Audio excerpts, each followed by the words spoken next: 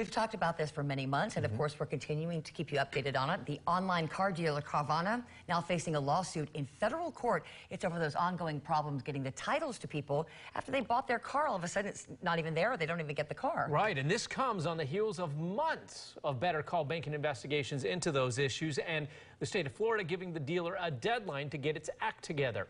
8 on your side's consumer investigator Shannon Bankin has the latest.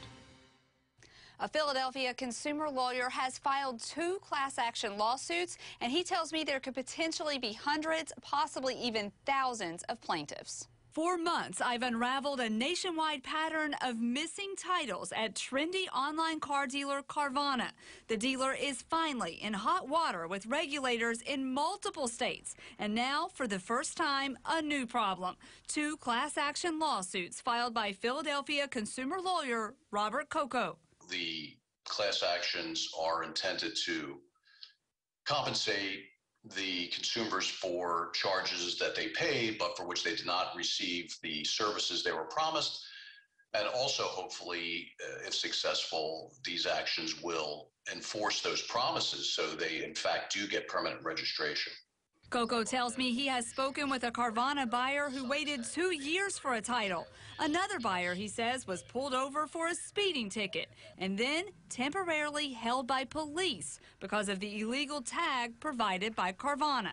As for those temporary tags, the lawsuit says Carvana concealed from the plaintiff that it was not authorized by either the states of Tennessee or Arizona to do so, and later alleges Carvana's state law compliance policies and practices are such that it routinely issues multiple temporary license tags in violation of state laws governing the issuance of temporary license tags. One of the things Coco is looking into is how different states are enforcing laws that require title transfer in 30 to 45 days.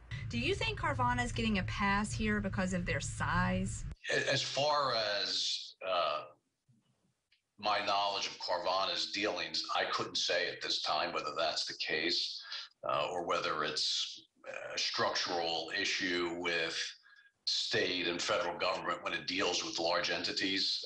One of the class action lawsuits has been filed in Arizona, where Carvana is based, and the other is filed in Pennsylvania, where it has been moved to federal court. Meanwhile, the state of Florida has given Carvana a deadline of the end of January to fix title issues or face losing its license to sell cars in our state. I'm Shannon Bankin, 8 on your side.